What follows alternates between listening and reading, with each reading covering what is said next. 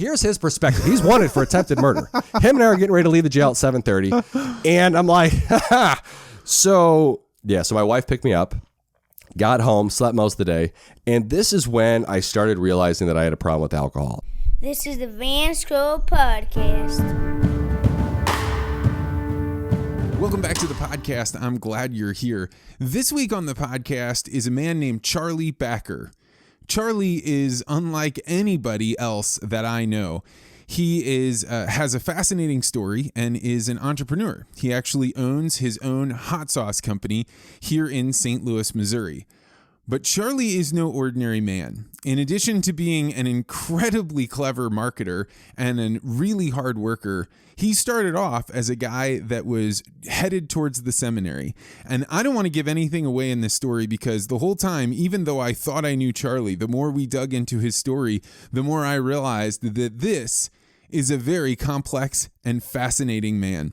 I had a blast talking with Charlie. You will hear us talk about what it takes to do marketing, how he thinks about social media. He is exceptional at it.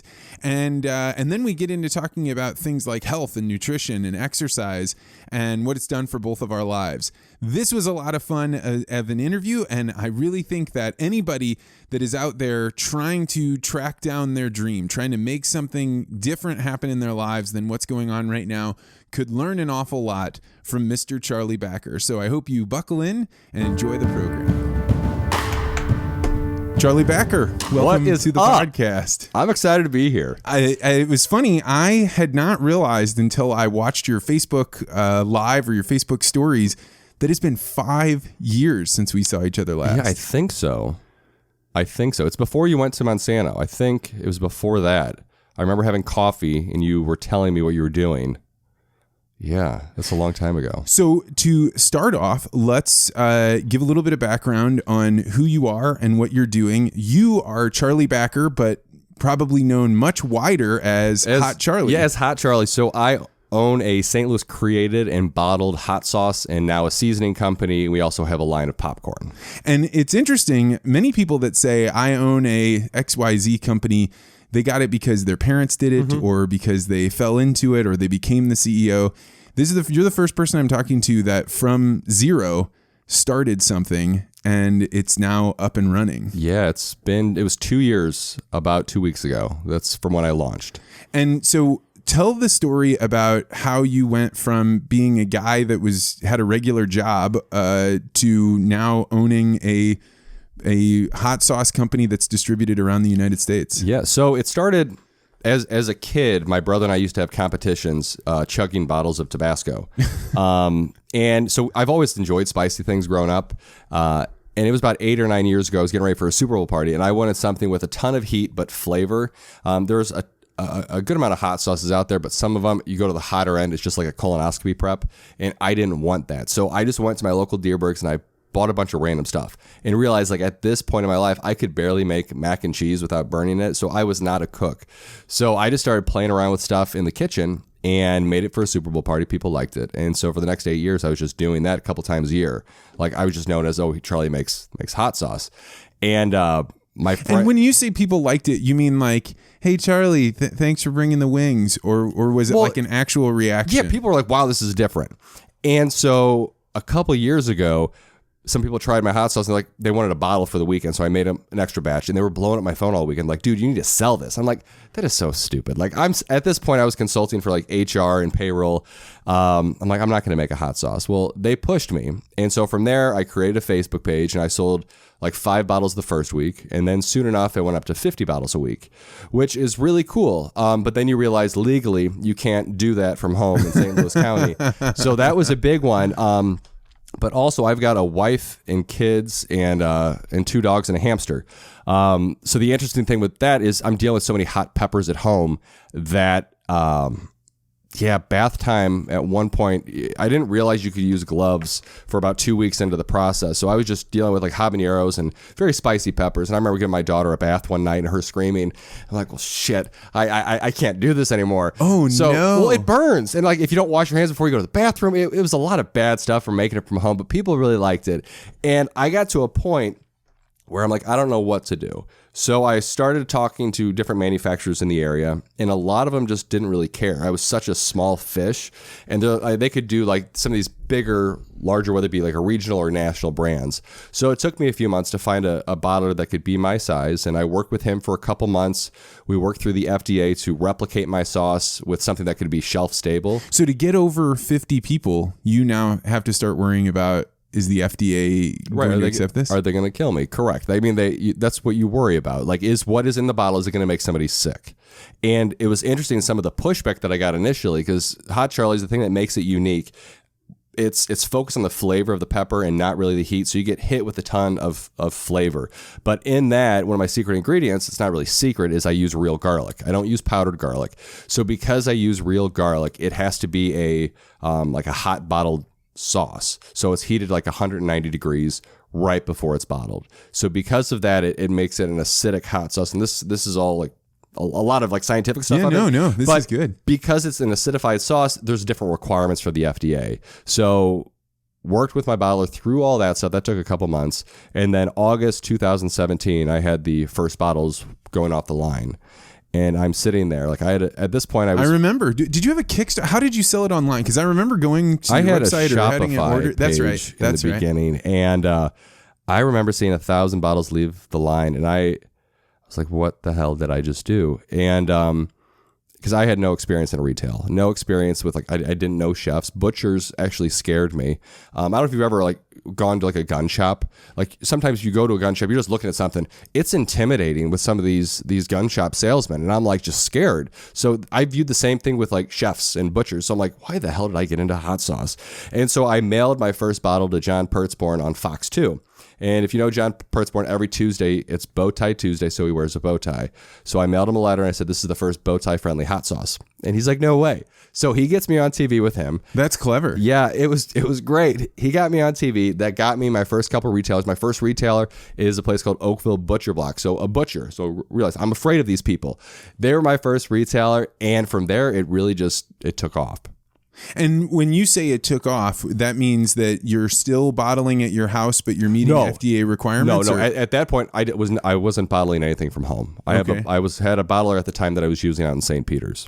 Meaning that they have like a kitchen, and you come in and say, I want it in these ratios, and they say, this is what it's going to be required, or this is how we buy all the different ingredients. How does that work? Well, what they do is typically when you work with a manufacturer, you're going to give them your samples, you're going to give them your ingredients, and they're going to try to replicate it closest to that. But depending upon certain sizes of manufacturers on where they source from in the United States or throughout the world, there can be some variations on flavor, on color.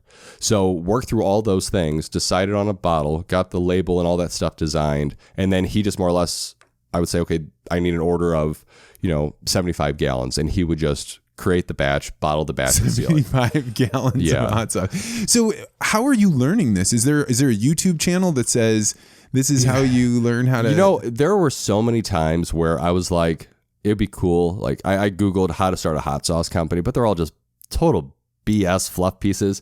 I had to learn, I feel like my entrepreneurial journey has just been learning how to fly a plane as I'm trying to figure out how to build it at the same time of not crashing.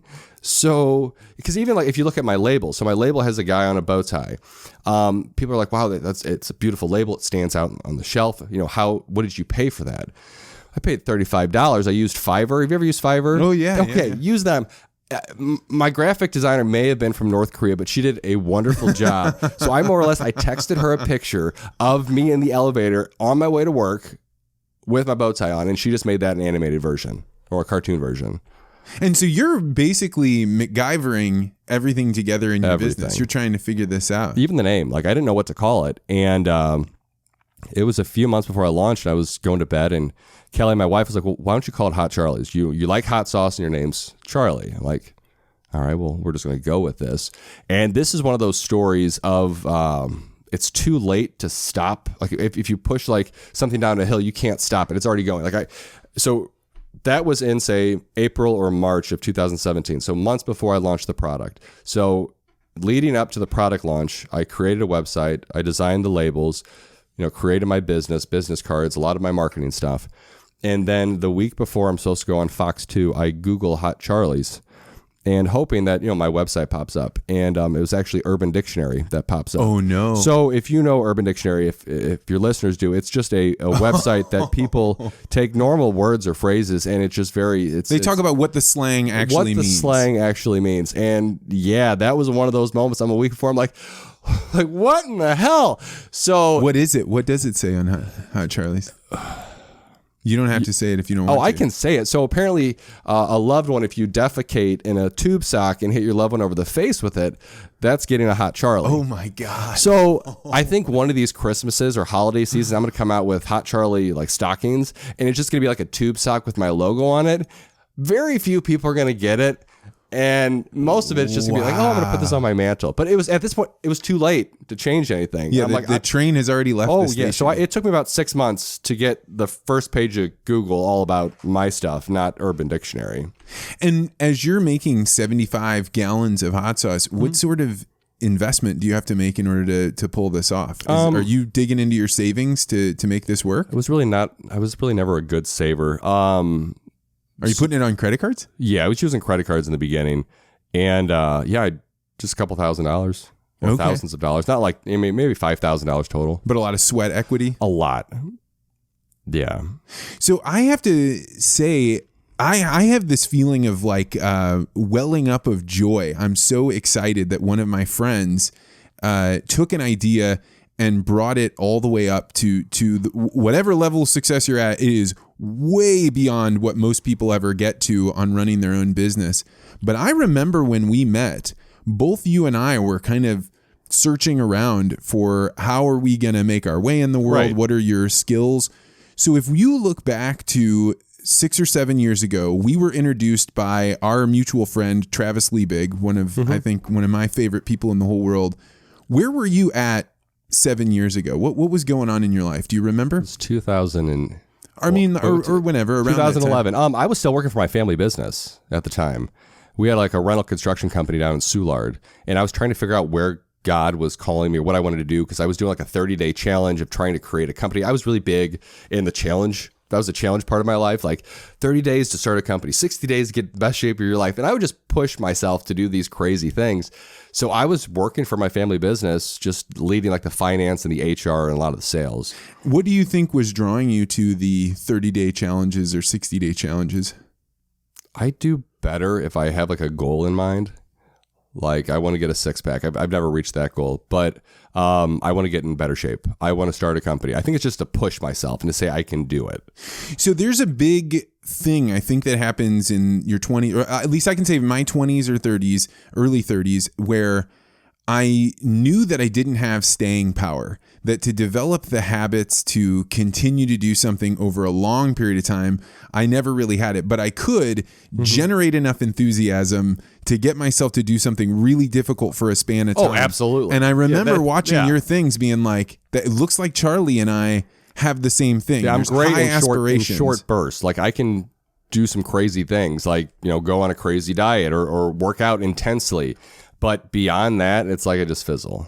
So then you had to make a giant transition to be able to go from 30 days doing this all the way out to 2 years ago starting your own company. What happens as these 30-day challenges are going on and you're working with your family business? Yeah, well, it just...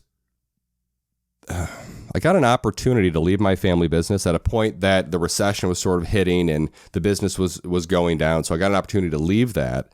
And from there, I worked at a place, didn't really enjoy it. Worked for them like just temporarily.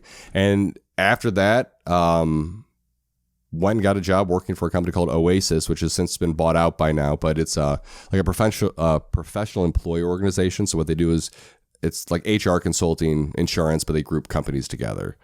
So there was a long process in there, a lot of highs and lows. My mom died in the middle of it, and I just really didn't know where God wanted me to be in life, and I just wanted some stability. I think sometimes when you work for a family business, or you even work for your own business, there's no stability there. That's the second time you've mentioned, God's plan for you. Mm-hmm. That is somewhat rare. In fact, I think you're the first person to ever come on. Maybe one other person has talked about their relationship with God. What do you mean by that? Well, I don't know if you probably know about my history. I studied to be a Catholic priest for 7 years. I had heard that. Okay, yeah. So it's not just a rumor. So my faith is the foundation, And it's really made me wonder over the past couple of years, or specifically the last 18 months, on the struggles that I've faced, and somehow I've overcome them. And somehow the terrible things that could happen didn't happen. I mean, definitely struggles suck. Pain sucks. Waking up with no money sucks. But I think it's my faith that I believe God has a plan and everything will work itself out. And so tell the story about you were studying to become a priest. Why this route rather than why don't you have a white collar on right now? Well, I was the last generation of what was called a high school seminarian. So in high school, I actually moved up to Hannibal, Missouri, and I lived there at a boarding school, and I was taught by Franciscan brothers and diocesan priests. And so went there for all of high school, and then for college, I went to Kendrick Lennon Seminary. Was that your choice, or was your family like, Charlie, get out of here? No. My mom, I remember when one of the priests was like, oh, Charlie should check out St. Thomas. And my mom was like, it'll be a cold day in hell before my little baby moves away. Because like it's a boarding school. I only came home every 3 months. Internet wasn't that big. We couldn't use phones but once or twice a month. So it was all letters, and it really changed things. So going through high school, you struggle with homesickness, and you miss out on some quote unquote regular high school things like dating, going to a prom, homecoming. And so I took high school, then I went to the college level of the seminary in St. Louis, and I did that for 3 years. And it was just one of those things that as I looked back, it's like, okay, I've been here for 7 years. I feel called, like I would like to date. I've never experienced dating. I mean, maybe dated in like 6th or 7th grade, but that was just holding somebody's hand when you're going on a roller skate. And so I decided to take a break to see if God was calling me to get married or to be single or maybe become like a monk. So I dated around for a couple of years, finished my master's in HR. And then miraculously, just one day I met my wife, who I had no interconnections with. Like it was a fun day. I was at my townhouse, and at this point I was running probably my first company. I had a recruiting company. I was running out of my house. And she just knocked on the door one day. It's like, hey, can you take our picture? And it was like my neighbors had her over to a girls' night out. And I remember as she left, I'm like, well, where's that cute girl later on the night? And like, I didn't know anything about her. Like, I just was instantly drawn to her. And it was funny. A couple of weeks later, we actually went to church together. And as I'm walking down the aisle, getting ready to go to the pew, I could just feel God. He's like, Charlie, you're going to marry this girl. I'm like, I can't tell her that right now. Like, I just met her 2 weeks ago. But yeah, as life would have it, we dated for a couple of years and have now been married about 9 years, 9 or so. And is she the same temperament as you, as like jump in with both feet, run for 30 days and then do something else? No. Kelly is she's a very innocent and happy and organized and loving person, a sweet person. But I'm the balls to the wall person. Like, I think like as we'll get into like my own sobriety, like that's why I don't do well with alcohol. It's like I don't have a switch. If I have one drink, I want another drink, or I want a whole bottle. So it's like a balls to the wall or nothing.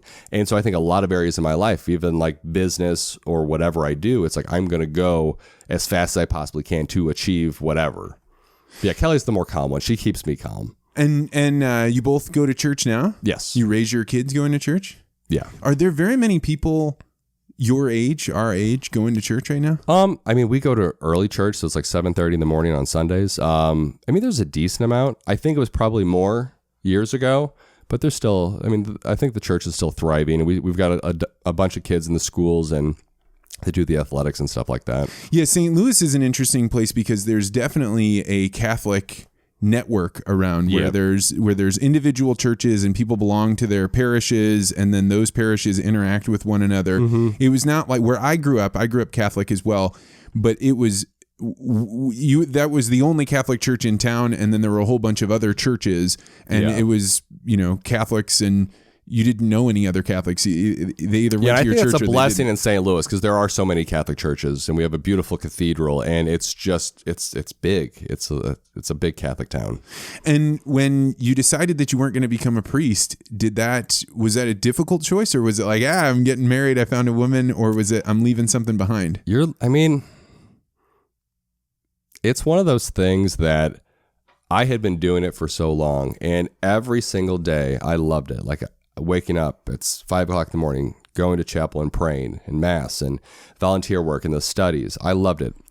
Once I realized that that's not what God wanted me to do or to be, I'm like, I can't be here anymore. So it was within Within like a 2-week time frame, I made that decision. It was very difficult. I was filled with a weird sense of joy because I could start experiencing things that I've never, allowing myself to do, like date or stay out beyond a curfew, or, have a little bit more freedom. But yeah, it was really scary because at that point, you figure when you're 21 years old, I had been raised in that setting. So most of my friends were in that setting. So it's like, I wasn't just leaving a vocation or leaving a school. I was leaving your whole tribe, everything. Like I was by myself. It was me moving back home, which I hadn't realized I hadn't lived at home full time since I was 13 at that point. So you were almost coming home as a stranger. And not really having, you had a home, you had parents and family, I still had the bedroom, but like friends to hang out with. And you didn't have that longevity of people that you went to high school with that you're still seeing. Right. So it was interesting. There are definitely still a couple guys that were in the seminary at one point or another with me and had left. And so I was able to hang out with them. But really, it's almost like back in the world as a brand new person. Like I have to make a lot of new friends. I have to reinvent myself. I'm not Charlie the seminarian. I'm just Charlie the regular guy. I'm got a job selling appliances at Best Buy and finished my philosophy and theology degree at SLU and just kept chugging. So I guess I didn't realize you went to SLU. So both of us have that Jesuit education and the background in philosophy. Mm-hmm. Do you still read or think about, is that something that you do today? Philosophy, yes. I never understood why I needed that degree, because it's not like you get an amazing job once you graduate with a philosophy degree. But now looking back, like 15 years later, or whatever it is, the logic that it puts in your mind, you can think about things differently and much more logically is definitely a game changer, especially in business or even in life, just regular conversations with people. Yeah, I was having a good conversation with my buddy Rob Long about this just last night, and we were talking about how philosophy ends up being like giving yourself a calculator where you don't have to do all the rote work to think through, hey, I'm running into this problem. How should I handle it? You don't have to have all of the experiences to be able to choose the correct answer out of that. So it's like a bunch of the labor gets done for you. And when you find scholars, like the other day, I was talking with somebody about their so there is a thing called the Corn Growers Association. Okay. So the Corn Growers Association, if you grow corn and you go to drop your corn off at an elevator to sell it, a certain really small percentage, we'll say 1 penny out of every dollar that you make, goes to the checkoff program. And then that checkoff program lobbies on behalf of your industry and goes to the government and says, hey, things aren't going well for corn growers right now. You should help us, get the payments because the tariffs are, all of those things. So they're a representative organization, a lobbying group for you, and a marketing group. Well, he was saying, I am conflicted about what we're doing there because I don't really want our lobbying dollars to be propping up farmers for ourselves because I don't think that's good for our economy. Okay. And yet all of my friends are around and I don't want to vote against things that are there in their best interest. Right. And so I was able to say, well, have you ever heard of Rawls' veiled theory? Where I learned about this at Marquette, where they talk about if you're ever going to make a decision where you don't know how you should lay out the rules, what you should do is lay out the rules and imagine that you have a veil over your eyes on if you were to be reincarnated, which side of this will you come out on? Will you be on the side of being a person living in the city, not getting payments from the government for not growing corn, or will you be a farmer? So that way you would create a world where no matter how it ended up, you would feel good about it because if you came back as somebody else, you'd still be happy with those rules. Interesting. And that's the kind of thing you learn in philosophy, that there's all these tricks that because he was like, oh, I'd never really thought about that. And it allows you to keep yourself honest when you'd really like to set up the situation so it just benefits you. Oh, very much so. And I think just the idea of what ethics is and learning all those things. But yeah, philosophy, I think, is a wonderful foundation for business or for law, or I think just general life. It just gives you that way to think about things differently. Yeah, you were mentioning about Catholicism and really just Christianity and mentioned like sacrifice and suffering. Those are deep concepts that when you grow up with Christianity, you don't really understand that there are a whole bunch of concepts that are being handed to you that you really don't you don't even know that there would be a different way to think about it. Like, like I'm going to offer it up, or, you just sacrifice it right now. Right. As a little kid, you don't get that. That's right. But you hear these things and you have this model of there is a way to give up the present, pleasure in the present for good things that you want in the future, that being a sacrifice. And I've been reading Greek mythology recently. Okay. And one of the interesting things that they have in Greek mythology is a whole lot of violence. Yeah. Right. Like there was definitely an emphasis in this culture before you have Christianity, before you really have Judaism spreading out. You have this sense that every once in a while, the collective group doesn't know how to deal with why are all these bad things happening. So they blame an innocent person and they scapegoat them. And then they send that scapegoat out into the world. And that is the sacrifice. But what you miss when you're just reading the mythology is they kill that person. Yeah. They drown them.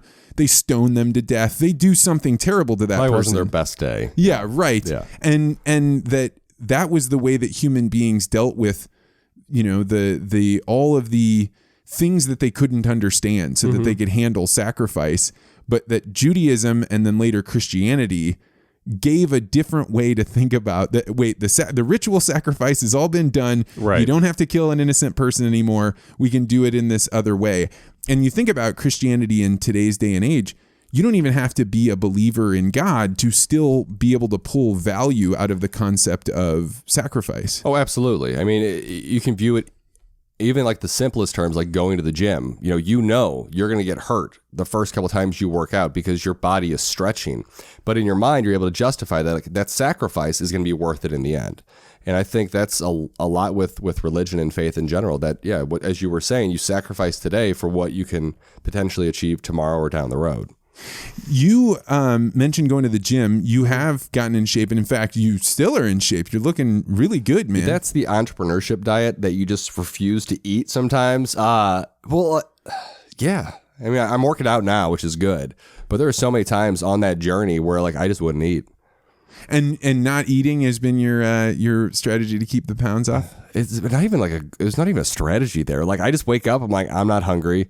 Lunch rolls around. It's so easy as an entrepreneur to wake up, live off of coffee, and go meeting to meeting. And then eventually when you get home later in the evening and the wife's making pizza for the family, you're like, well, I'm going to eat pizza. And then you just go right back to bed. And I was just in this cycle where that was my life, waking up, living off of coffee, eating dinner, going to bed. What are these meetings like? Because you're going in and selling yourself, right? Yeah, I sell myself in every single meeting, and that's the thing I really enjoy about Hot Charlie's is you know the movie Tommy Boy. I talked about Tommy Boy's dad could sell a ketchup lollipop to a lady in white gloves, and I'm sure I butchered that, but I can't do that. Unless I believe in what I'm selling, I can't do it. Unless I believe there's value there, that's just something I can't do. So with regards to Hot Charlie's, I have to be on it. I am extremely genuine. People are going to love me for who I am or hate me for who I am. It's just, I'm just going to be myself. And so far that's worked out well for Hot Charlie's. How do you get these meetings with people to say, maybe first of all, talk about the transition. Who was the first big order of Hot Charlie's, or who was the first order of Charlie's? Well, we'll back it up a little bit. So August 2017, I launched my original sauce. October, I launched a ghost pepper sauce and realized whenever you launch a new product, that's $3,000-ish, depending upon how many you get. So this was an interesting thing, and then I'll segue into the bigger accounts.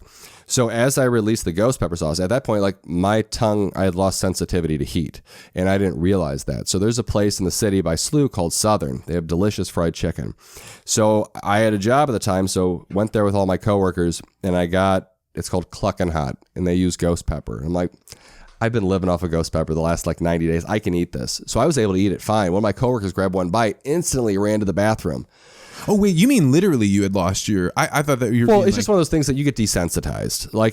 As you eat a bunch of spicy stuff, your level of sensitivity isn't there. So ghost pepper wasn't hot, but if I was to have a Carolina Reaper, that would hurt.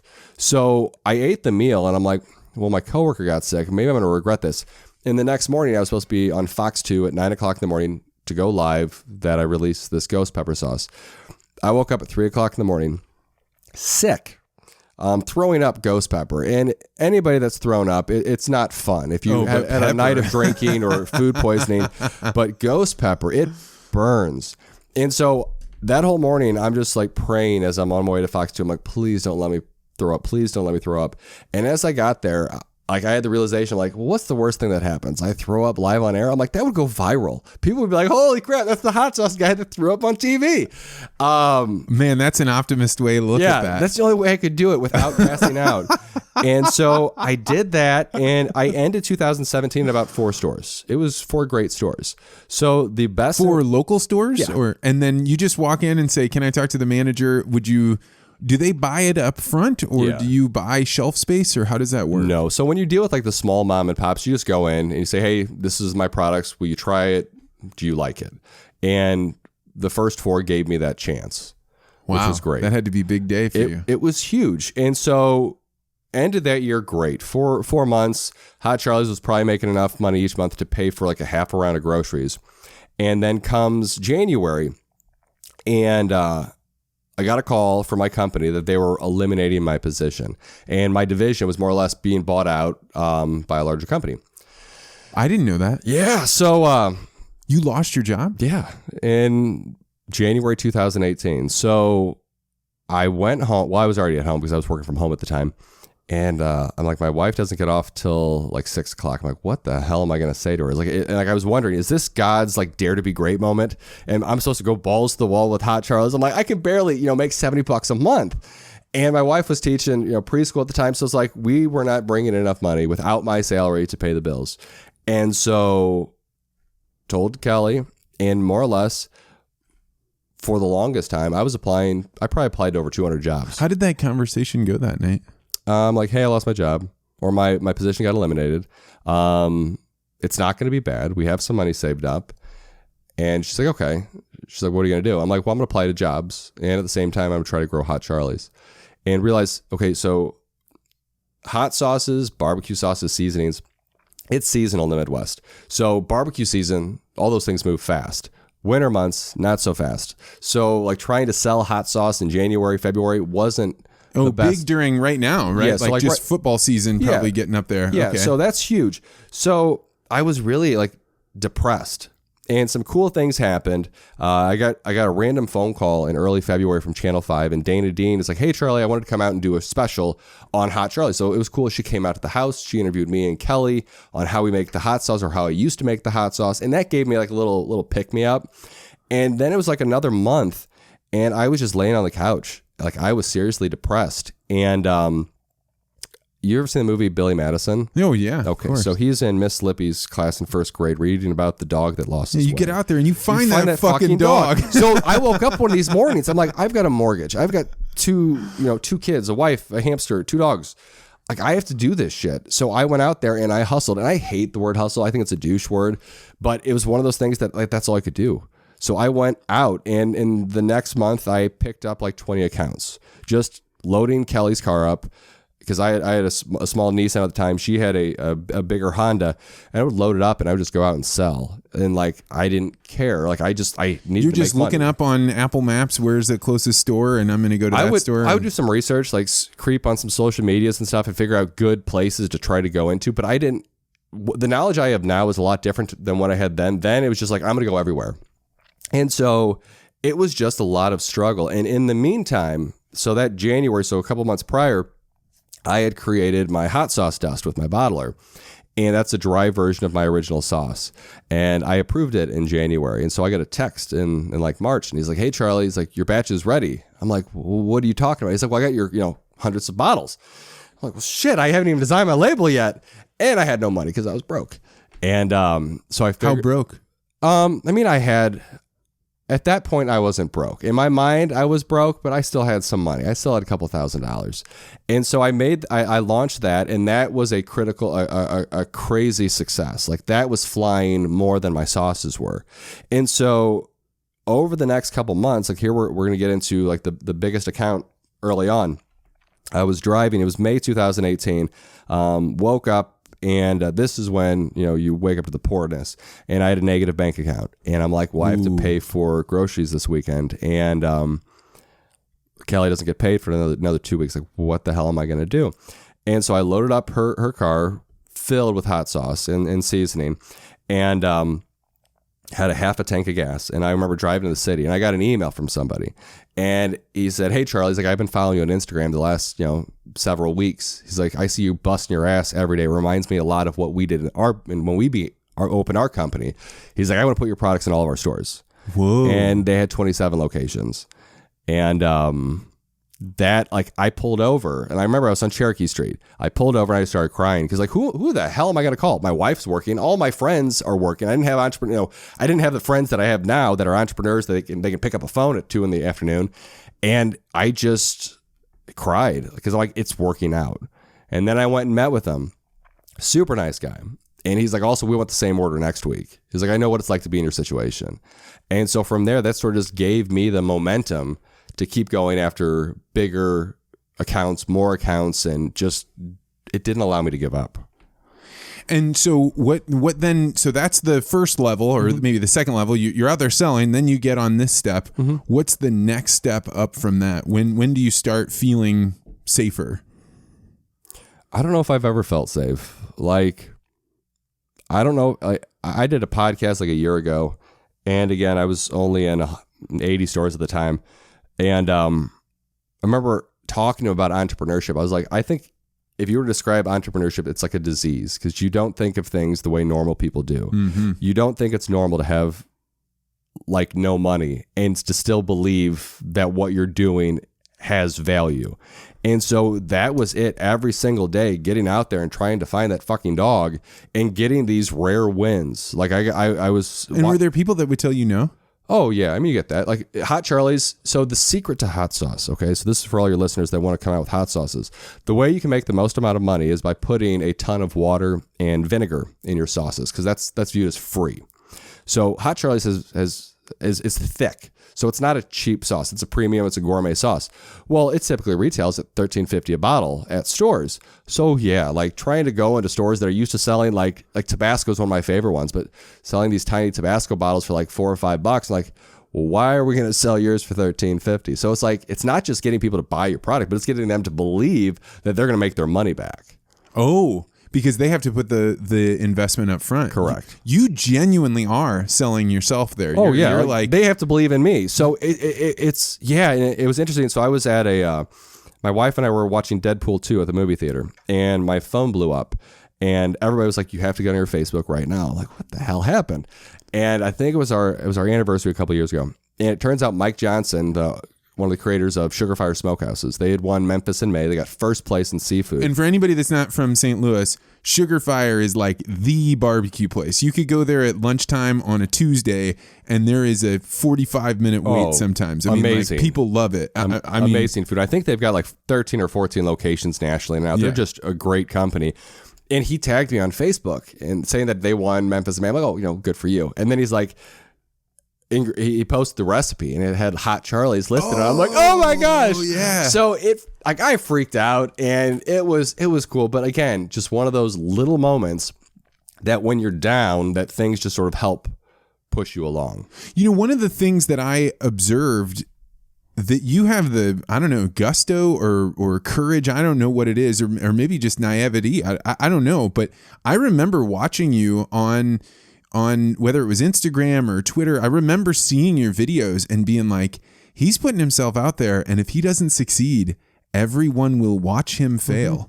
That is ballsy. I'm going to go with the naivety. It's just, I had this whole realization. So we'll back up a little bit. So when I launched Hot Charlie's, January of 2017, my friends were pushing me to start it. March of 2017, I got sober, so I quit drinking alcohol. So when you stop drinking alcohol, whether you're an alcoholic or like the way I was, I just abused alcohol. I self-medicated. And so when I took the alcohol away, I realized that I was using it to self-medicate for my own struggles with like anxiety and depression. So then it was like a whole 12 months of facing these socially awkward moments without alcohol and learning how to cope. Well, after doing that for about a year, and then you start becoming I was an entrepreneur, and I realized I'm putting myself out there, then I'm like, why do I have these shields up? Like, I'm not always a happy person. I'm not always the most positive person. I mean, mostly I am, but there's these things. You got to be the most positive person I know. But there's all these things, and I'm like, you know what? I'm going to put all my shields down.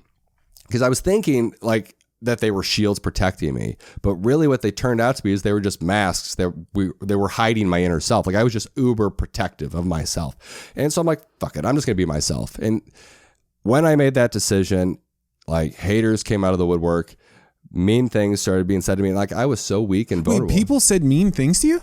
Oh, I mean, I never saw any of this. Oh, you wouldn't. I mean, nobody would say. I mean, nobody talks about the mean things that, haters and toxic people out there. But yeah, I got hit for like 6 weeks. And that's why, like, you view the Christian thing like, well, maybe that's just the devil trying to attack me. Because like, it was just one thing after another that threw me into another I was depressed for about 30 days, and it made me stronger. So I think that's sort of thing that I realized, like, being genuine is the most powerful thing that I can do in this world. That's the greatest gift that anybody can give. It's truly all you have. Is being themselves. So I'm like, I could be fake. I could get a regular job and nobody's going to give a shit about what I do. Or I can do something that I believe in every day, creating products that I can stand by, that I know people are going to love, and put my heart and soul into that. And like, if it fails, I did my best.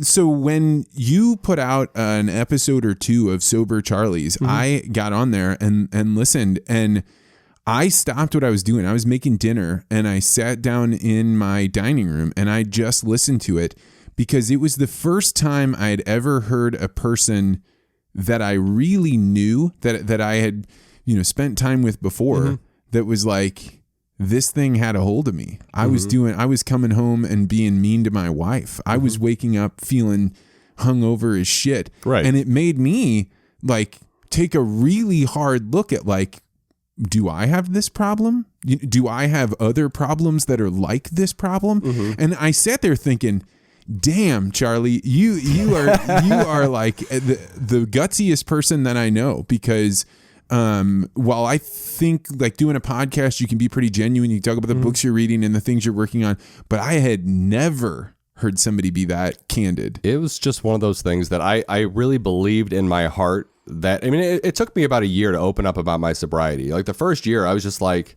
and that could also. Were you afraid you'd backslide? No, I've never really been afraid of that. I just was afraid, like, I didn't want the focus to be about me. It's not about me. Like, I just realized that it's the same thing like a celiac eating gluten. They're not going to do it because they're going to shit everywhere. I'm not going to drink because I ended up in handcuffs once and I didn't like that feeling. What happened? I didn't hear that. You didn't listen to the damn podcast, Lance. I have listened to it. I listened to the one when you were talking about fighting with your wife, and I was. Oh, and it's like, I was just getting stupid arguments with Kelly, and yeah. So I started creating the hot sauce for my friends in January 2017. March 2017. It was a struggle day, like a lot of anxiety, stress. Kelly was having a health scare, and I just started drinking with some of my coworkers at the time, and I kept drinking. And then she got the good news that it was all clear. She was healthy.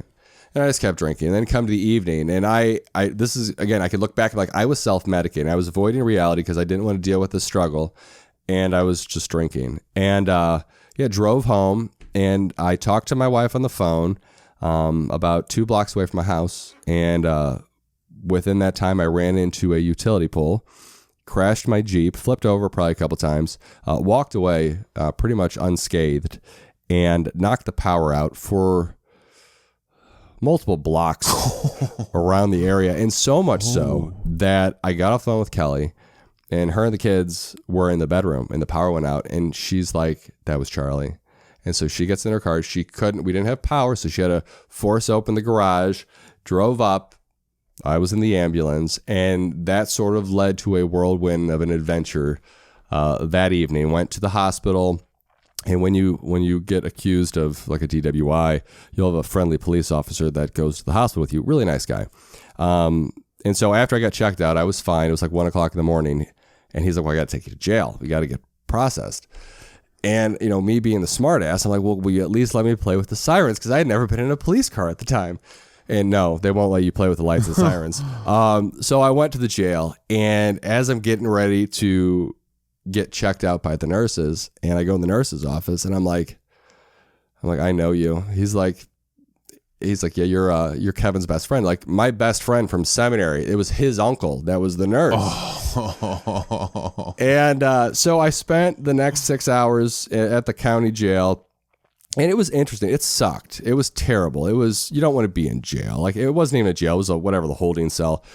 Food's terrible. Bathroom doors don't lock. Smells. And I was getting ready to leave, and I was sitting next to an African-American gentleman, and he was asking me why I was there. And I was dressed up for work, so I had like a button up covered in blood for me. And he's like, "What happened?" I explained. You're covered in blood? Yeah. I mean, I look like I got in a fight, but it was really just I got in a fight with my steering wheel, which if you ever get in a wreck, Jeep Wranglers, phenomenal cars.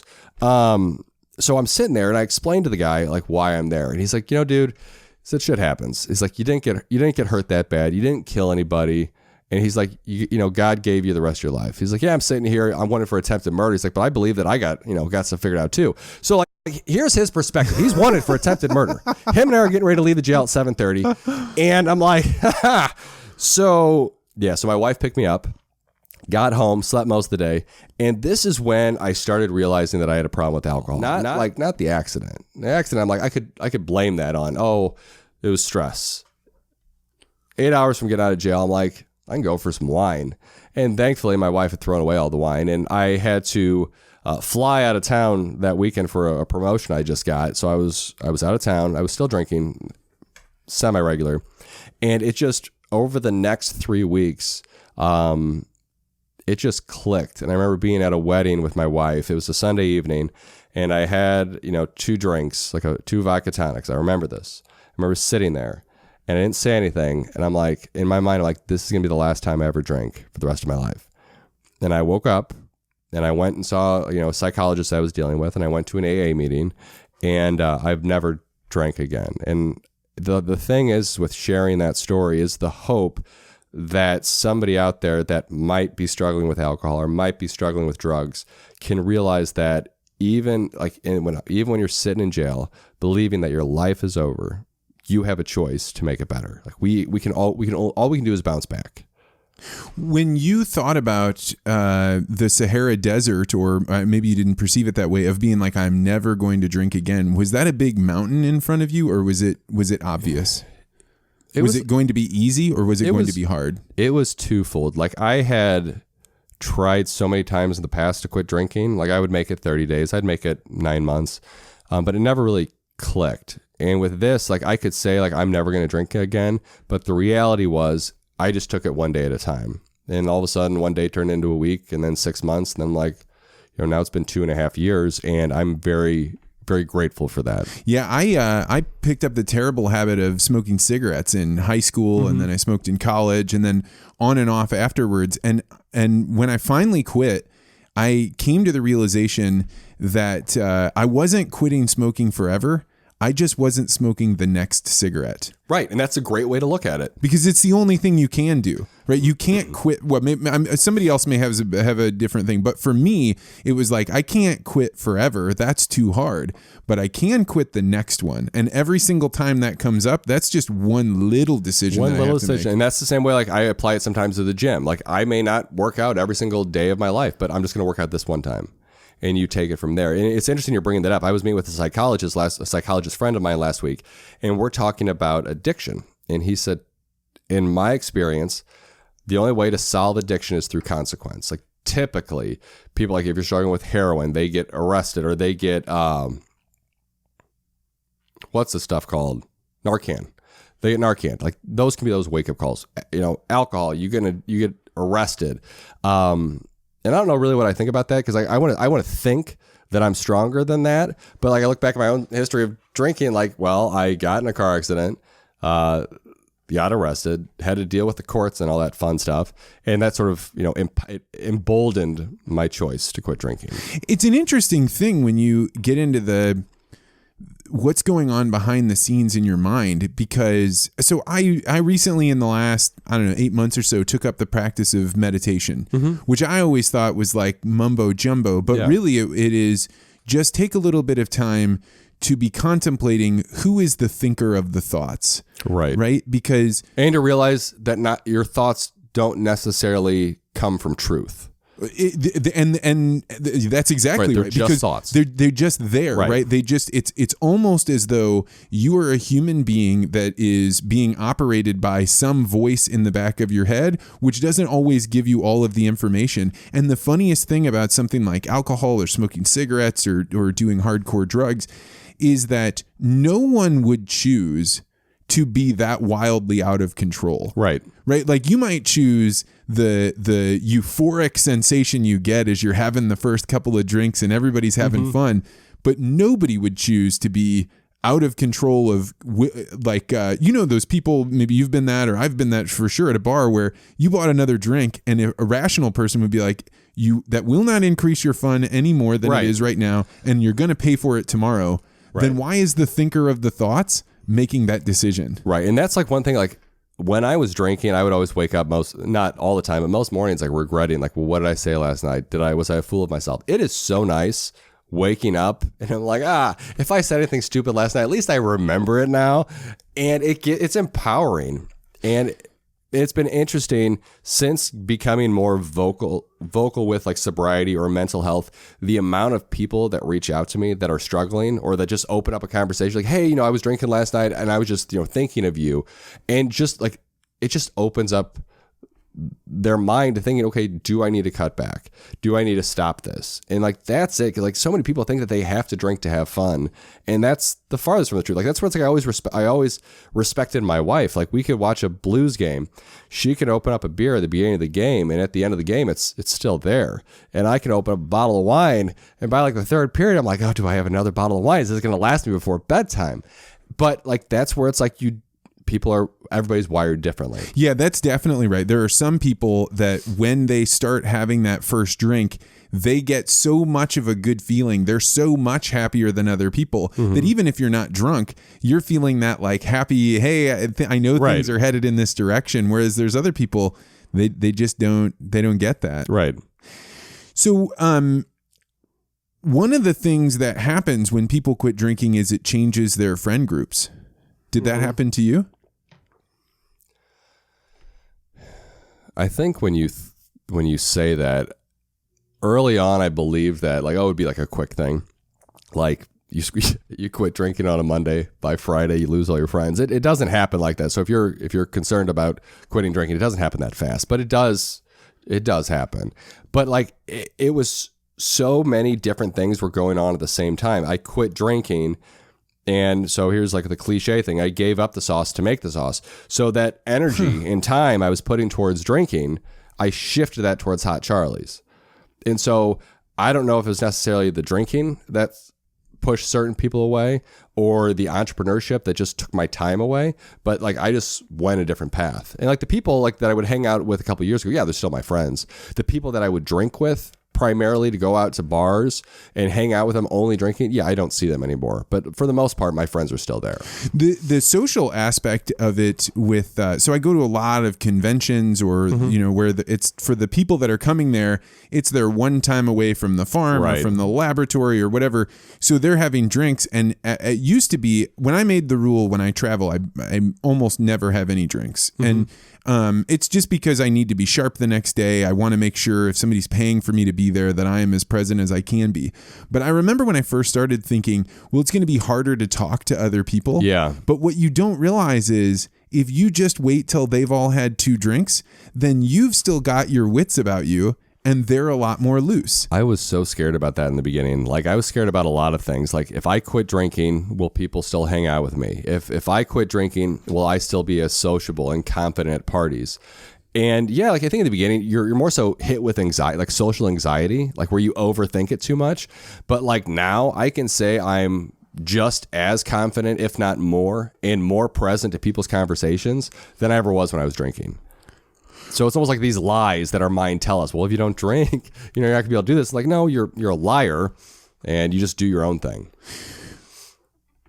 one of the things that has happened that, as far as I can tell, is that you put a lot of your time and energy into really creative marketing. Like, Yeah. you're not just running around selling. For some reason, I mean, you are all over my social, and I'm always happy to see it because it's like, oh, hey, Charlie's working, he's doing something. Talk about what your inspiration is. Why did you come up with the idea to send the bow tie Hot Charlies? Like, where does this come from? I didn't know what else to do. I think like realize my path of entrepreneurship is not like the typical person. Like typical person, they're going to create a business plan. They're going to have money set aside. Everything is going to work mostly 60 to 80% of the plan. Me, I'm like, fuck it, I'm going to jump in the water. I don't know how to swim, and somehow I'm going to keep afloat. And what I've realized over time is I'm more comfortable struggling in the pool than I would be if I get out and find a regular job. So like the marketing with like John Pertzborn, I'm like, well, what would I want to hear? If I was to get something randomly in the mail, like, he knows me, he knows I wear bow ties. And honestly, with a lot of the things that I've done, it's just, I put myself into it. And it was cool. Like another big win, a few months after I launched, this girl I didn't know at the time was tagging me on Facebook of my company. She's like, oh, I found my secret ingredient for the World Food Championship. And I didn't even know what the World Food Championship is, but it's a World Food Championship that people compete in like steak or chili. Well, she used my chili in her winning dish. Like she actually won. I remember screaming at my house. I was on my recliner watching it and Kelly's like, what are you screaming about? I'm like, she won. And so it's like, I don't know. I'm a firm believer. If you give more out there, eventually things come back. And I just try to be the most genuine version of myself and treat people with respect. And if I can do that, like, so when I was in the seminary, we had spiritual directors. So like priests that would guide us on the spiritual path. And mine eventually became a bishop. And I remember talking to him. I was like, well, how do you sleep at night? And he's like, before I put my head on the pillow, I say, God, did I give you my all? And if I can say yes, he's like, you should be able to sleep soundly. And so that's sort of been my focus. Like, even like another part of that prayer I say now is, God, you've gotten me this far. Please don't let me fail. And I just, every single day, I know I'm going to mess up. I know I'm imperfect. I know there's things I could have done or should have done. But if I keep dwelling on the things that I could have done, I will never do the crazy things that I do every day. But I operate the best in fear. Like when I had money, I have money right now, but it's like, there was times in the past couple months where like, I have a decent amount in the bank account and I noticed myself getting comfortable. And I'm like, am I missing anxiety right now? Like almost like you get addicted to that feeling. Well, like, bank account went low last month. So what did I do? It's like I went out there and I found that fucking dog and you sell. And it's just being yourself like that. I don't know. At the end of the day, like that's all that I'm trying to do is just be the best version of myself. So you had a big win, or as far as I could tell, it looked like a huge win. There are pallets of your product going out. Tell the story about are you able to talk about that? Yeah, I can talk about it. Yeah. So it was back in June and I had enough money to last me till end of July. Like, wow, man. I didn't know that this was going on with This is the life. Yeah. This is, so anybody out there, if you're watching, you want to be a hot sauce salesman, this is, it sucks. Yeah. So I was going to Walmart, we're going grocery shopping and I was walking in and I was talking to my wife. I'm like, Kelly, I want to go national. I was like, I think it's great with what I'm doing right now, but the way I can really cover us financially and grow my brand is if I grow nationally. And Kelly's like, okay, yeah, sure. Whatever. She's supportive, but she hears me talk so much. And she sounds like a saint, actually. Oh, she is. Yeah. You meet her. You're like, oh. And so I went into Walmart. Okay, this is how I view just God. I left Walmart. I get a call from the Missouri State Capitol, Department of Agriculture. Hey, Charlie, what are you doing next Wednesday? I'm like, I don't know why. What's up? Like, well, we've got Home Goods. They're coming in town and we've selected you. They said they wanted to meet with you. I'm like, okay. So 30 minutes. I don't think God. How does the Missouri Department of Agriculture know who you are? You network. Like, it's just a weird thing. Like, I just network with people. And so Missouri has this wonderful program. It's called Buy Missouri that encourages and supports like small businesses. Like we get together once a year. If there's opportunities internationally or nationally, they'll coordinate that. So yeah, they reached out to me, went to the meeting the next week. And a lot of people were telling me just to view it as like practice. Like this is your one time to practice in front of $1 billion company. In my mind, I'm like, this is my one way to cover my bills and to pay for my groceries and school supplies and all the, dog food. And so I went to the meeting and I was just myself and we were just being smartasses and talking about all sorts of stuff. And I left the meeting with the biggest order I've ever received. As of last week, it rolled out to pretty much 800 stores throughout the country. Wow. Yeah. Wow. At that point, if they're buying one bottle a piece at 800 stores, that's a lot of bottles. Yeah. So figure, pallets. And it was great. But it's one of those things, and maybe other entrepreneurs, I think that they can relate with me on this, is I can't get excited anymore. Like, I can't get excited. Like, okay, so May of this past year, I released a national popcorn. And that was another weird, I'm giving this to God. Like, there's so many things on my journey that I'm like, I don't know. I can't logically explain it. So the popcorn came about, they were introduced to me through some mutual connections, and we worked for 9 months on research and development for this popcorn. I had to shift my manufacturing up to Wisconsin, so I have a manufacturer that I use up there, all this stuff. So when that released in May, or maybe it was April, like, it was cool, but like in my mind, I'm like, well, I still got to pay the groceries next week, or what about the groceries next month? And like, so like, that's where like my mind is still trapped right now. And I'm sure this is just a phase of entrepreneurship that I'm in. And once like some of these larger accounts come on or they reorder, then that sort of goes away, because as the stress and anxiety of finances go down, I've noticed my enthusiasm and passion and like focus towards business have just blown up. So it's almost like, so it's cool. Like, as businesses get more successful, like, I think that's where you understand like momentum comes in. Like, wow, that person's really blowing up. I mean, they don't see the suck and the struggle and the negative bank accounts that the person's experienced. They just see, oh, well, holy shit, they're in 800 stores. But it's like, it's been all that struggle that allowed me to be myself in that meeting, because I had nothing else to lose. What habits did you have to develop in order to be able to get to where you're at now? I don't know. One of them could. I want to like sell myself short and just say I'm really, really ignorant, that I don't know how to. Have you ever seen like Ernest goes to camp or even Bart Simpson like scratches on the chalkboard and gets smacked in the back of the head? I can't stop. Like, I believe too much in it, and I've applied to jobs, like 200 jobs, even a couple months ago. Nothing's worked out. And I'm like, I'm just viewing that as a sign, like, God, I gave you myself. I'm applying to these jobs. They'd be kind of cool, but they've never worked out. And somehow something's come in at the right time every single time. So what's next for Hot Charlie's? What are you doing to keep going, to keep that enthusiasm just going? A lot of crying. The next things for Hot Charlie's is I'll be releasing 3 new seasonings in the next couple months, and that'll be really cool. My goal is to grow more nationally. How do you do that? You get in front of more home goods? Yeah, home goods is like an anomaly. Most companies aren't that quick, and I mean they are super. I mean, home goods people, they are super nice, like the nicest people I've met at the largest level. And typically the way you get in other stores, if you have a product, is you work with a broker. You can definitely go store to store and sell it, like your smaller mom and pops, or maybe locations that maybe own like 60. But to get to the ones that own over like 100 or the major chains, you typically have to work with a broker or somebody that introduces you. And do you think you'll go with a broker? You'll think you'll start getting introduced, or are you going to keep going the Charlie grind? It'll be everything. I will work with a broker. I will do my own thing. Because at the end of the day, if I don't support my family, I mean, nobody else, my wife will, but it's like, we need to work together. We have to be a team. I heard a really interesting podcast the other day. My friend Chris Oliver was being interviewed, and the guy said to him, what is the thing that you wish you were better at? Well, in the beginning, I would have said, I wish I was better at patience.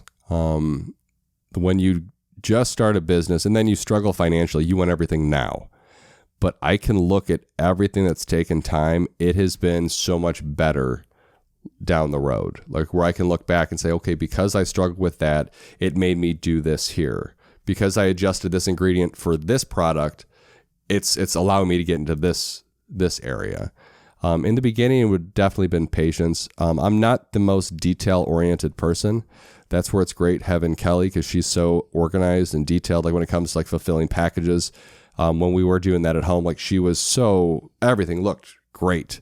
I'm just not that organized. It'd be cool if I could be more organized because I think my thoughts would be a little bit more organized. But then it's like, I know with each gift that you have, then something else is going to suffer. And like I can say, like I truly love being extremely charismatic and excited, and like JoJo the Indian Circus Boy, like from Tommy Boy. And I don't know. I mean, every day is an adventure, and it's been one hell of a roller coaster. But yeah, it's been really cool.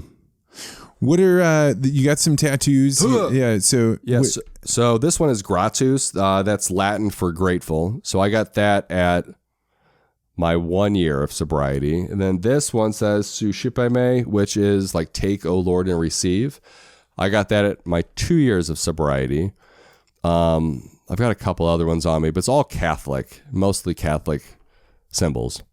And the marking the days of sobriety, is that still something you do in your head? Do you count out how many days it's been? I did in the beginning because I was really excited. Probably like the same way when you quit smoking, you'd remember, it's been a day or 30 days. Yeah, now I couldn't even tell you how long it's been. Like I have an app that tracks like when I put my sober date in there. I don't really pay attention to it as much anymore. Once I hit the 1 year mark, that was huge.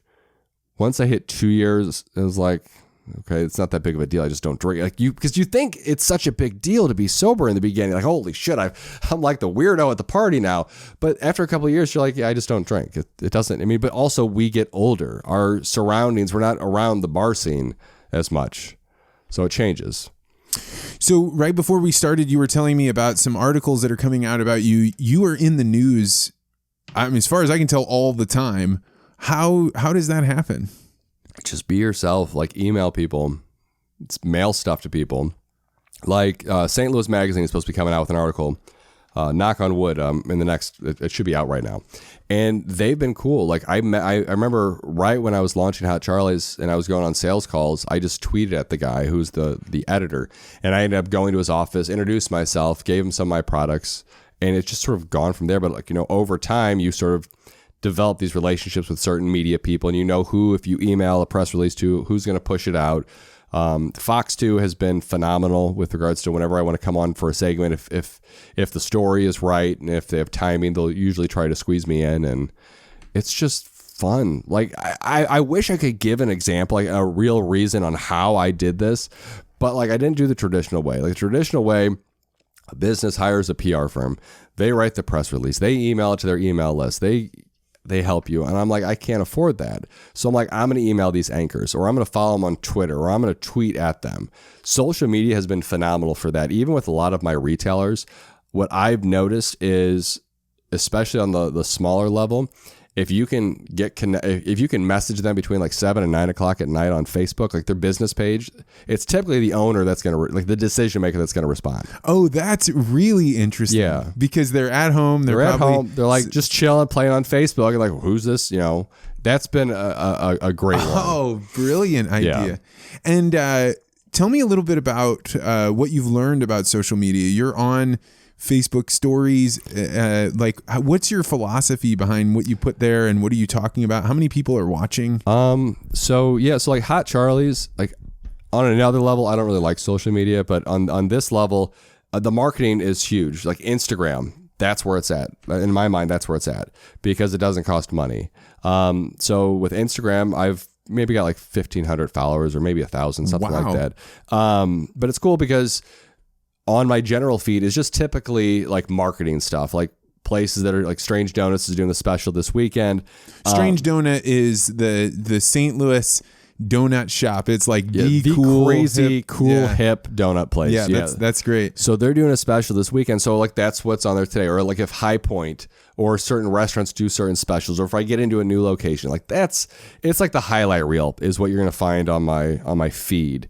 But if you watch the Instagram stories, and that transfers directly over to Facebook stories, that's like the behind the scenes. That's where it's like I will, depending upon how I'm feeling, I will share some of the stuff that I can, like the behind the scenes stuff, like me driving to places or what I'm working on. But like it's hard. It was a lot easier in the beginning to say, oh, I dropped off stuff here, or I dropped stuff off there. But like now there's so much, like I focus so much of my time on research and development, like coming out with new products. Well, I don't I don't ever share what the new product is until like a week before I release it. So that could be like 2 months down the road. Like I can say like, I got 3 products for you to try after the show, but like they may not hit the market till October. What is R&D like for making a new spice? It is so fun. Like you think in your mind, like what would be a cool spice to be out there? And then you start playing with it. And, where I've gotten to at my level, I have relationships with these manufacturers and I have relationships with food scientists, and I'm able to explain like the flavor profile that I want. Then they create that. And then I make tweaks to it. Like, do I want it more granulated? Do I want it more fine? Or do I want, color, because I use turmeric to make mine orange. Like this new seasoning I'm coming out with in a month and a half, it's like I remove the turmeric. So it's more of a lighter color and it looks really cool. And it's just playing with stuff. But like then also realizing like 2 years ago, like I was afraid of cooks. I sucked at mac and cheese, and I'm a lot better now on mac and cheese.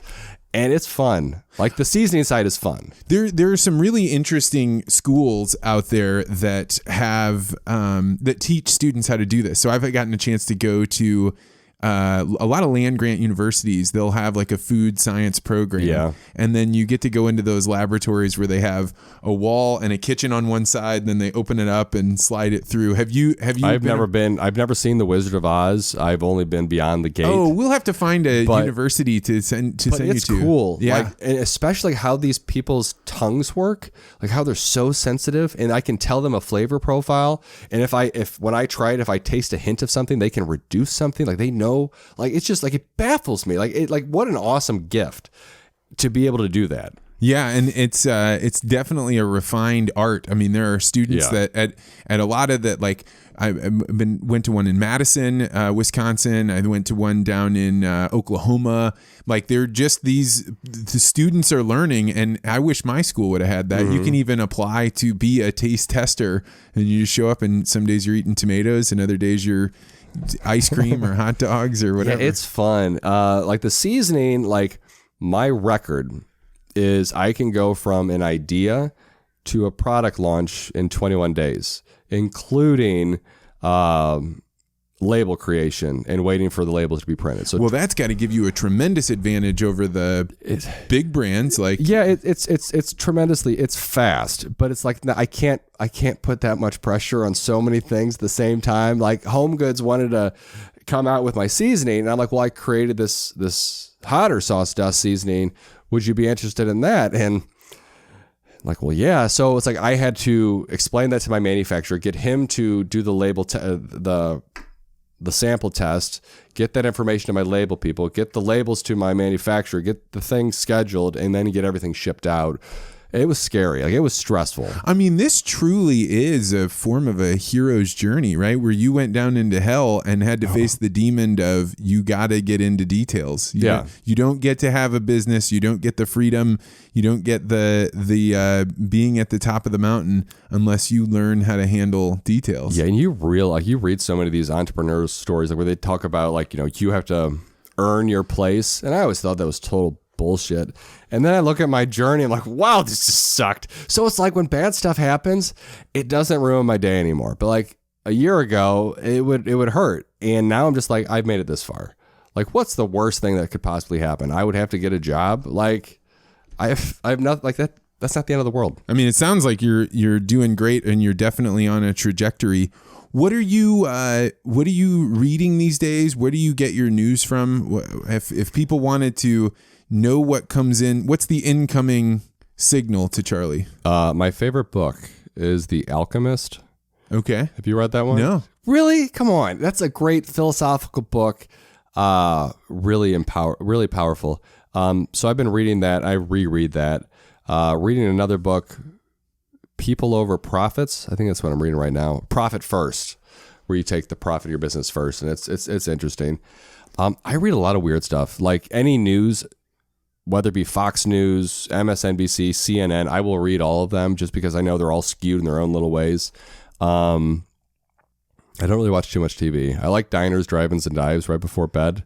That is hilarious that you mentioned that, because I watch that whenever I'm on a plane and I'm flying home from somewhere. So if I'm flying to somewhere, I'm like, I'm working, I'm in the zone, I'm preparing.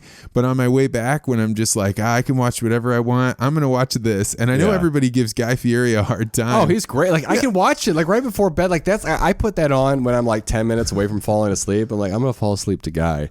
But like having two kids in the house, like Kelly and I don't really get to watch our own shows too much, and so it's like that little bit of time right before bed. I'm like, okay, this is when. Have you ever seen that comedian talk about why does everybody give Guy Fieri a hard time? No. Oh God, it is hilarious. I'll see if I can't find a link and put it in the notes. It is like, he's like the nicest guy in the world. All he does is go around and give free publicity to all these free diners, and people are giving him shit. People are mean. It's terrible. But yeah, so I like that. But yeah, that's it. Like most of my days just focused. Like I go out, I meet with people, I try to create new things. Yeah. I read a book a few months ago, and then Travis actually sent it to me in a text message, and I was like, dude, this is the book I was telling you about that I recommend. It's called The War of Art.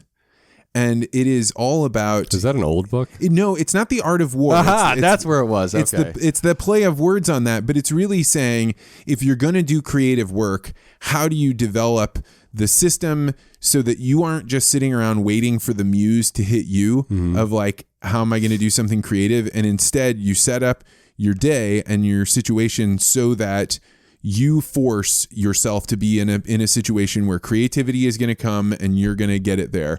And I would highly really good, because book. like the way I operate, like Hot Charlie's social media, it's like whenever it's like it's a spur of the moment. Like whatever's on my mind, that's what I will post. Well, and he goes into, and it made a lot of sense to me, of if you are waiting for your emotions to be the right ones, then you're just waiting for a storm to happen to come by and give you rain, when in fact you should be applying some level of discipline. It's just like when you finally I made the decision at the beginning of the year that I was going to run 500 miles. And I don't know if I've talked about this on the podcast or not. I was reading David Goggins' book, Can't Hurt Me, which is another great read. And I decided I want to be a runner, but I don't know what it takes to be a runner. Like I've never run enough. So what would be enough that if I heard somebody say they ran X number of miles, that I'd be like, yeah, you're a runner. And I was like, 500 miles. If I heard somebody ran 500 miles. That is a crazy amount of miles. Well, and like I'm not being like, Vance is a runner, like, holy shit, that guy runs. No, but I mean, it's really not, 365 days in a year. It's just like 1.3 miles or something like that. But so how are you doing so far? So I'm 415 miles in. And really? Yeah. So I've got about 85 miles left to go. And one of the biggest lessons that I learned in that, and I read about it in Goggins's, but it didn't make sense until I read The War of Art, which is, if you wake up in the morning and you say, there is a decision to be made whether or not I'm going to go running, you've already lost the fight. Right. What you really should be doing is you wake up in the morning and you go run. It doesn't matter if it's raining. It doesn't matter if it's cold. It doesn't matter if it's hot. All of those factors do not count in unless it's like life or death. I literally cannot go out there. And that made it so it was like, once I took the decision off of my plate, running was not a problem. That is really interesting. So do you know, have you heard of the name Andy Frisella? No. Okay. So he is one of the owners of First Form. So supplement superstores, they're in St. Louis. So First Form is their national brand, protein, stuff like that. Really highly successful entrepreneur. Well, he created this challenge like 6 months ago. It's called 75 Hard. So for 75 days straight, you work out twice a day for 45 minutes. One of those workouts has to be outside, no excuses.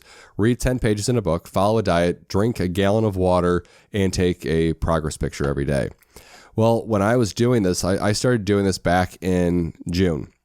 And I really credit this a lot with me being able to do so well at the Home Goods meeting, because I think before you make all these excuses, well, I can't work out because it'll take away from my family. I can't work out, it'll take away from my business. I don't have the time. All these excuses. You're having the argument in your mind. They're all bullshit. They're all lies. Like, as we talked about like earlier, the thoughts that go through our head, like they're not all true. And so like I just started doing that. Like my mental clarity and focus and attention, my confidence was highest than it's been in like years. And like, I think there's so much truth to that. If we just take the decision out of it, like, this is what I'm going to do, I'm just going to do it. And I think there's so many positives to that. Well, that book, The War of Art, he names it.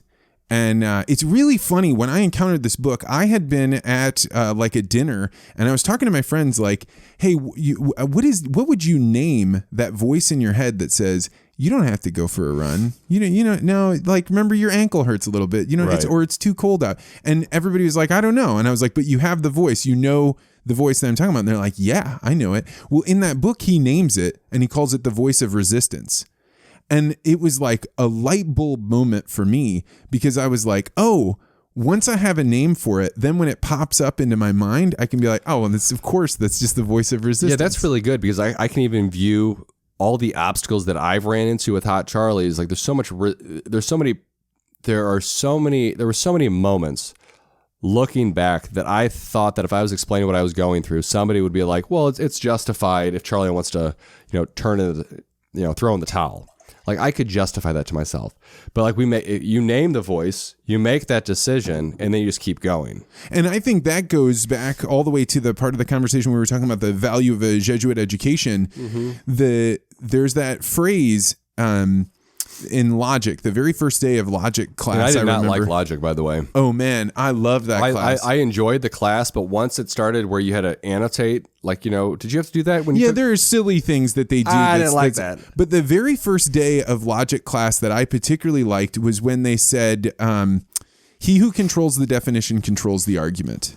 Yeah. Because then all of a sudden you start realizing that the chapters in the Bible, like in the very beginning when Adam and Eve name the animals, and then they have dominion over them, right? If you and I are having a disagreement, whoever gets to decide what the word is means or what it is that we're arguing over, you have real power in that conversation, because you're the one that kind of controls how the rest of the logic is going to play out.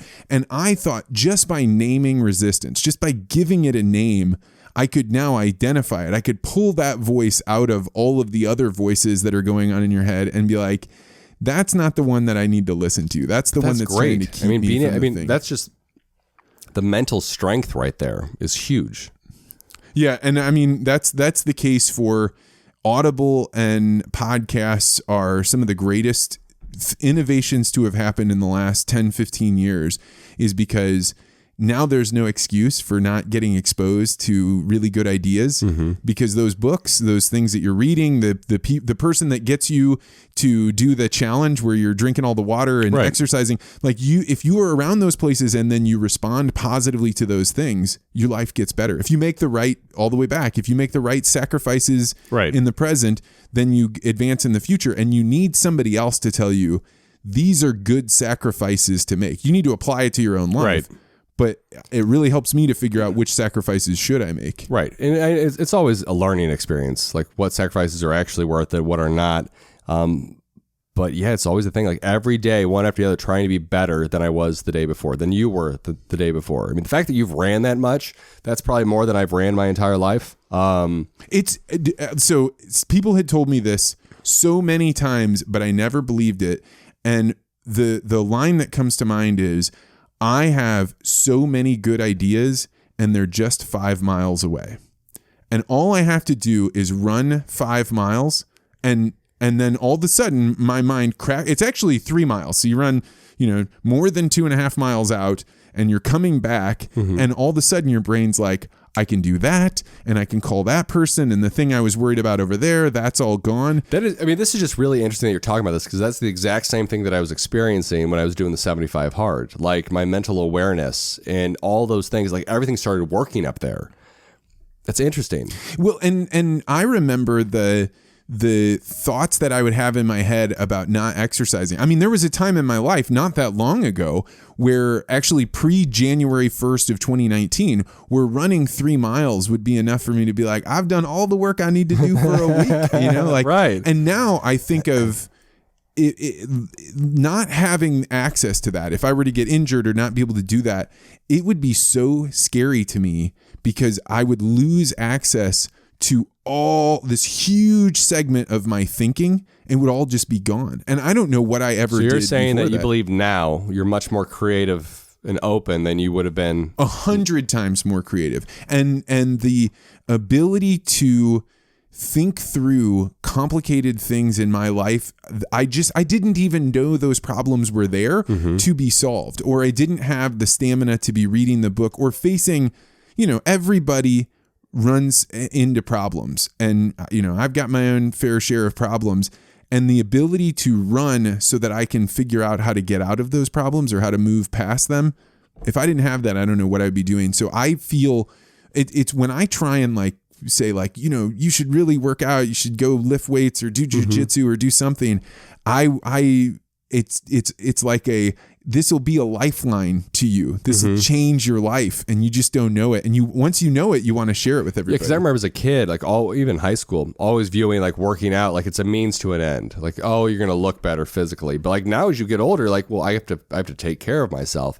But then it's and maybe this didn't happen when we were younger. Maybe this is just now that we're in our 30s thing, that it just impacts our mind so much more than it ever did before. When I stay consistent on a diet, stay consistent on a workout plan, my body goes into overdrive. It gets all excited. Yeah, and I think the thing the 500 miles gave me was there's an end goal today. Just go get 5 miles. There's a longer end goal of 500 miles, but really all you're trying to do is position yourself so that you can run forever, right? As long as you can. There is no finish line, and if you think you're running to a finish line, you're missing the larger picture, that the journey is all that actually matters. Is this like the Forrest Gump thing where you're just going to keep running? I don't know what I'm going to do. Now that I've made it to the back side of it, where it's less than 100 miles left to go, I've started bringing it up with people. One, because now I know I'm going to finish it, and I don't have to be I thought I was going to run 500 and then I didn't.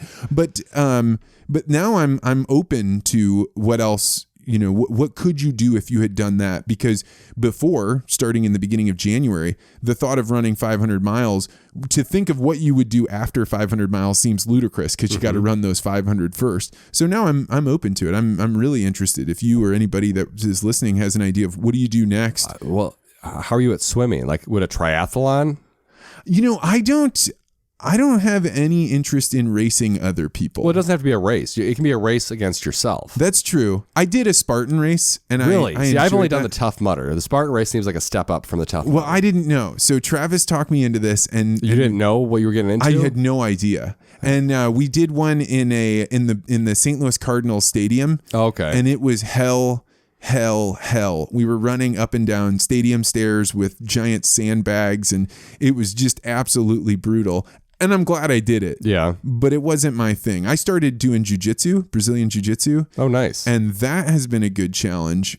It's not for everybody, but it was really good for me. But I want to do something because that 500 miles, the best thing in the world about running is you just need a pair of shoes. That's it. So if we see Vance Crowe, you just the naked man with shoes on. I typically he told wear everybody, shorts. I just needed shoes on today. But that's great that you're able to do that. And that's it's just helping me to shift my focus. I look at the times where I was the most physically active, my mind was operating at the highest level of creativity and focus and getting things done. And I need to get back to that, because when I take care of my body, it takes care of everything else. That's absolutely right. And it's a little bit hard to get started, but once you've gotten started before, you know what you have to do. That's the funniest thing, is that really all you're doing is fighting against resistance, because if you've ever gotten in shape before, you know what it takes to do it. You just have to do it in a way that you can do it forever and not just do it real fast. Which, brings us all the way back to the very beginning, which is why I am so incredibly impressed with what you've done, Charlie. You went from a man that was cycling through as many different ideas as he could, and it seems like you've hit on something that allows you to be your full self. And I feel like watching you online is watching a better version of parts of myself. It makes me want to be thank more. You. So I am deeply impressed. If people wanted to, my brother always talks about, my brother Dan always talks about, you're doing something really well when people want to carry your water for you, when they want to go say, hey, this guy was a great speaker, let's bring him here. Or, hey, this guy's got a great hot sauce, I want to get his hot sauce in as many places as I can, or I want to go buy it. If people wanted to carry some of Charlie Backer's water, what could people do that would help you in the business out? Just follow me on Hot Charlie's, Instagram, Facebook, Twitter. More so active on Instagram.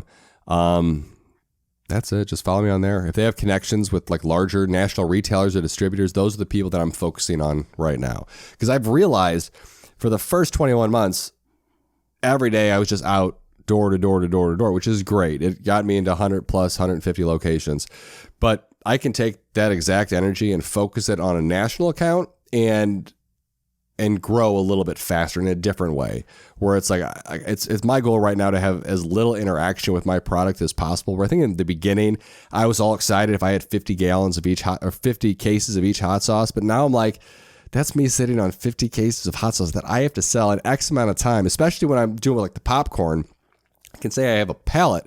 Well, that's going to expire in 2 to 3 months. Like, you have to sell those things quicker. So yeah, if anybody has introductions. So if you know somebody that has a grocery store, a larger retail, if somebody's friends with, like, if their family runs Target, like, that would be huge to get my seasonings in. That'd be great. Well, the other thing that if somebody is out there, would you ever be interested in going to see like a garlic farm or some of the other? Garlic farm would be cool. A hot pepper farm would be cool, because I know the Tabasco family owns, like, they have one down, I think it's Alabama or Louisiana. Like, it is my goal to go there. I think some of their peppers are there. Oh, and they you want to go see that? I got a buddy named Avery Davidson. He knows the family well. Really? Of course. Yeah. That is my favorite. Typically, if you watch the podcast, I'll have a mug here for different farm bureaus that I've visited. Louisiana Farm Bureau. I am sure that if we could get you down there. Like, if you view like companies that I really respect in the hot sauce world, like Tabasco, like I was born on that. Like, I love that stuff. And yeah, like I just respect them. Like, it's a family owned business and they make delicious products. Great. Well, we'll see if any of the listeners out there either know a pepper farmer or are a pepper farmer themselves, and we'll see if we can't get you hooked up with the Tabasco people. Charlie, that would be awesome. Backer, thank you so much for stopping by. Thank you. This was an honor. This is great, man. Really You'll have to come back. Thank you. Absolutely. Well, that's it for this week's podcast. Thank you so much to Charlie Backer for stopping by. I highly recommend that if you want to see somebody that is really good at engaging with his audience, has always got interesting, fun, exciting things, and it is not your standard company Twitter or Instagram page, I really recommend you follow Hot Charlie's. He's probably one of the only businesses that I follow on social media because I find him to be so interesting.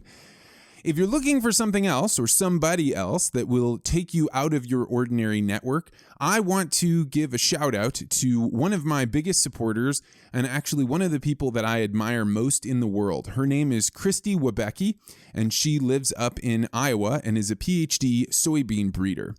I met Christy on perhaps one of the worst days of my life.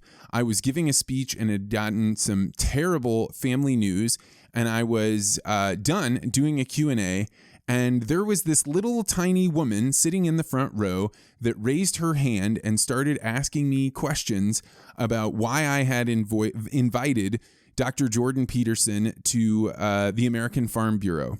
And I remember sitting there getting her really intense question out of this little tiny person and trying as best as I could to give her honest, direct responses, even though the company had been like, hey, we don't super want you talking about this so much anymore. So I was kind of stuck in this hard position and I was feeling really bad for myself.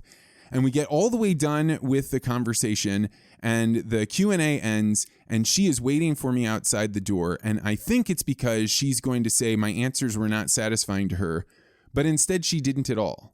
She had more questions. She was curious and she just wanted to find out how this came about and what was going on and was there anything she should learn.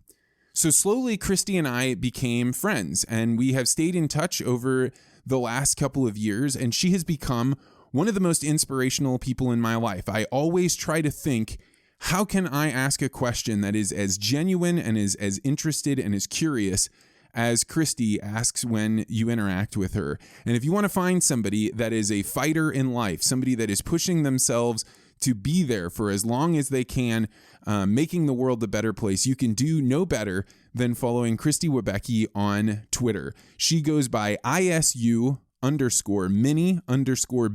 B-E-A-N. So ISU_mini_bean. You will find a PhD soybean breeder that is truly one of a kind. And the next time she swings through, either on business or with her family into St. Louis, she has an open seat here and we will have an incredible podcast interview. Until then, if you get a chance, go follow her on Twitter and let her know that you heard about her here on the Vance Crow podcast. I assure you it will bring a smile to her face. And if you knew her, that would be the type of person that you would really want to make smile, because she is a truly great person. Thank you so much for tuning in. I hope to interact with you. Make sure you send me a note on Twitter. Let me know that you're out there, what I'm doing well, what I could do better. And don't forget, on Fridays, I try and release a podcast where all I'm doing is trying to help you gain the skills to become a tangibly better communicator. So I hope you tune in on Friday. And in the meantime, if you get a chance, head on over to the iTunes App Store or wherever you get your podcast, maybe Google Play. Leave us a review and give us a good rating, because that helps us grow and grow. And the podcast has been growing wildly, and that is all thanks to listeners that are out there helping spread the word about this podcast. I'm enjoying doing it. I hope you're getting a lot out of it, and we'll see you next week.